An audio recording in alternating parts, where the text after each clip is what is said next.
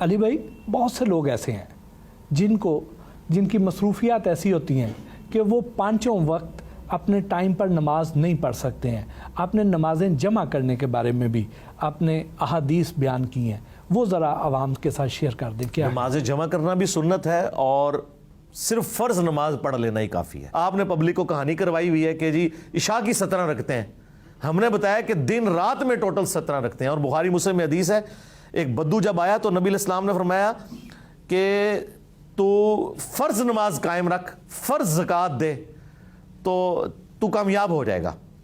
جب اس نے سوال پوچھا تو اس نے کہا یا رسول اللہ میں اب اس میں نہ کوئی ایڈ کروں گا نہ مائنس کروں گا، میں صرف فرض ہی پڑھوں گا، زکوٰۃ بھی صرف فرض دوں گا، نفلی کوئی صدقات نہیں کروں گا.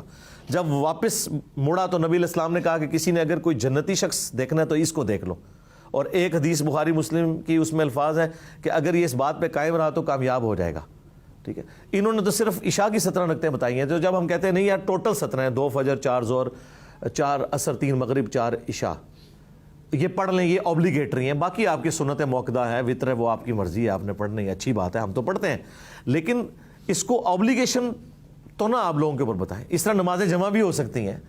ہر بندے کو اللہ نے ایک جیسی سچویشن نہیں دی. صحیح مسلم میں اوپر تلے 10 احادیث ہیں کہ نبی علیہ السلام نے بغیر خوف کے، بغیر بارش کے، بغیر سفر کے مدینہ شریف میں ظہر اثر جمع کی اور مغرب اور عشاء بھی اکٹھی پڑھی. تو وہ تابعی پوچھتے ہیں ابن عباس سے کہ حضور نے ایسا کیوں کیا؟ انہوں نے کہا تاکہ امت کے لیے آسانی ہو جائے اور تنگی باقی نہ رہے. اس کے اوپر بخاری و مسلم کی احادیث گواہ ہیں. آپ نے مفتی طارق مسعود کو مناظرے کا چیلنج دیا، لیکن جب وہ جیلم پہنچے تو آپ ان سے ملے ہی نہیں، یہ کیا وجہ ہوئی؟ میں نے آج تک کبھی کسی کو مناظرے کا چیلنج نہیں دیا. جہاں تک مفتی طارق مسعود صاحب کا سوال ہے، ہم نے انہیں کوئی چیلنج دے کے اس طریقے سے زبردستی کوئی مناظرے کے لیے نہیں بلایا. انہوں نے اس خواہش کا اظہار کیا تھا کہ میں انجینئر صاحب سے ملنا چاہتا ہوں. تو ہمارے ایک مشہور یوٹیوبر ہیں نادر علی بھائی، وہ چونکہ ادھر آ چکے تھے، انہوں نے مجھ سے رابطہ کیا. میں نے کہا پہلے تو میں انکار کرتا رہا کافی عرصہ. میں نے کہا یار میں اب علماء سے ملنا کم کر دیا. میں ان کا نہیں، جو ملنا چاہتے ہیں. میں نے کہا ٹھیک ہے، پھر ان کو لے آئے آپ. وہ کہتے ہیں میں بھی ساتھ آؤں گا. پھر میں نے ویڈیو میں بھی آفیشیلی کہا کہ آپ آئیں اور ہمارا آنے کا فائدہ ہو. جب 2 مختلف اسکول آف تھاٹ سے تعلق رکھنے والے لوگ علمی طور پہ بیٹھتے ہیں تو ایک دوسرے سے چیزیں ڈسکس کریں. تو میں نے کہا یہ ہم بنیادی چیزیں ایک دوسرے کے بارے میں ڈسکس کریں گے جو عقائد سے متعلق ہیں. اب ظاہر ہے کہ مجھے پتا ہے کہ وہ میں نے ایک ایسی بات کی تھی جو ان کے لیے مشکل تھی اس کو ڈیفینڈ کرنا.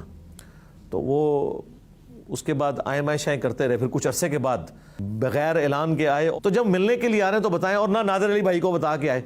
تو وہ اس طریقے سے آئے اور وہ دن ایسا نہیں تھا کہ میں ملتا، وہ منگل کا دن تھا. میں تو اتوار والے دن، اور پھر آئے بھی اتوار والے دن. اگر اتوار والے دن آگے یہ کرتے نا اور اس طرح ہوتا تو میں کہتا جی آ جائیں، میں ادھر ہی بیٹھا ہوا ہوں. کیونکہ ظاہر ہے میری موومنٹ انڈکلیئرڈ ہے. میرے 2 گھر ہیں، ایک اسلام آباد ایک جیلم، مجھے سیکورٹی ایشوز ہے اس وجہ سے.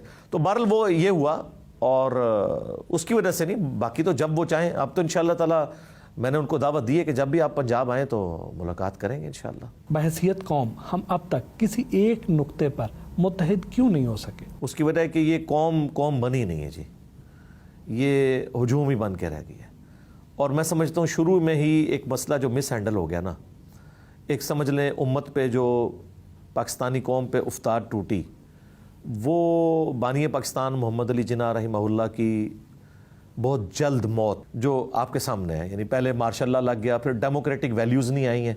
وہ جو ہماری آسمہ جہانگیر صاحبہ کہا کرتی تھی، اب میرے جیسا ایک مذہبی بندہ، میں کہتا ہوں جی ہزاروں مردوں سے دلیر وہ عورت تھی.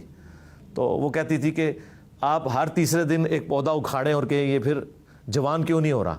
جب ہر تیسرے دن آپ ڈیموکریٹک گورنمنٹس کو ختم کر دیں، پھر اس کا اینڈ رزلٹ یہ ہوگا کہ یہاں پہ ڈیموکریٹک ویلیوز نہیں آئیں گی. جس یورپ اور امریکہ کی ہم مثالیں دیتے ہیں وہ ہم سے زیادہ لڑا کرتے تھے. تو آپ جس چیز کو بھی ڈیپ ڈگ کریں گے نا تو ڈیموکریٹک ویلیوز کا ختم ہونا اس ملک سے، یہ اصل ریزن ہے جی. باقی سب اس کے بچے ہیں. پاکستان میں ایک طرف مذہبی انتہا پسندی بڑھتی جا رہی ہے اور دوسری طرف لبرلزم بھی تیزی سے پھیل رہا ہے، یہ کیا وجہ ہے؟ لبرلزم پھیلنے کی وجہ بھی ہمارا مذہبی طبقہ ہی ہے.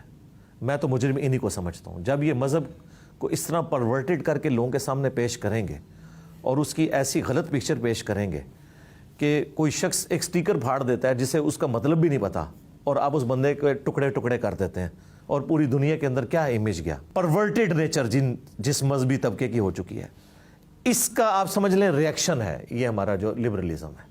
یہ دوسری طرف یہ ہوگا جب آپ مذہب کو اس طریقے سے ٹھونسیں گے لوگوں کے اندر اور مذہب کی غلط انٹرپریٹیشن کر کے. اور لوگوں سے ان کا جینے کا حق چھینیں گے تو ظاہر ہے کہ دوسری طرف لبرل لوگ تو پیدا ہوں گے, وہ کہیں گے یار یہ کیا دین انہوں نے بنا لیا ہوا ہے. ٹھیک ہے, آپ سب کو رائٹ دیں. میں کہتا ہوں ہر بندے کو رائٹ ہونا چاہیے. تو یہ جو زبردستی کا جو اسلام گھسیڑا گیا نا ہماری مذہبی جماعتوں کی طرف سے اور مذہبی لوگوں کی طرف سے, اور وہ اسلام جو اسلام کے ساتھ تعلق بھی نہیں رکھتا تھا, ان کی ذاتی خواہشات کا نام تھا, اس کے ریئیکشن میں لبرلزم پھیلی ہے. لیکن ہمارے اس پلیٹ فارم نے اس کے آگے بند باندھ دیا ہے. ہم نے لوگوں کو بتایا ہے. دیکھیں نور مقدم کا کیس ہوا ہے, میں نے کسی عالم دین کو اسے کنڈیم کرتے ہوئے نہیں سنا. یہ تو ضرور سنا ہے, آپ کے صحافی برادری میں بھی کتنے لوگ ہیں جو یعنی وی لاگز بنا کے کہہ رہے ہیں عورت اس کردار کی مالک تھی اور یہ تھی وہ تھی. یار یہ چیز ڈسکس ہو رہی ہے اس وقت. میں نے سپورٹ کیا, جب کورٹ کا فیصلہ آیا میں نے اسے سپورٹ کیا. ہر ایشو کے اوپر آپ جہاں پہ بھی کوئی یا لبرلز بول رہے ہوتے ہیں جنہیں آپ کبھی خونی لبرلز کہہ دیتے ہیں, میں بولتا ہوں کہ یار یہ انسانیت کی بات کرو. جس مذہب میں انسانیت نہیں وہ تو مذہب ہی نہیں ہے نا جی. کیا پاکستان میں خواتین کو وہ حقوق دیے جا رہے ہیں جو اسلام نے بتائے ہیں؟ بالکل نہیں دیے جا رہے جی, مذہبی لوگ بھی نہیں دے رہے.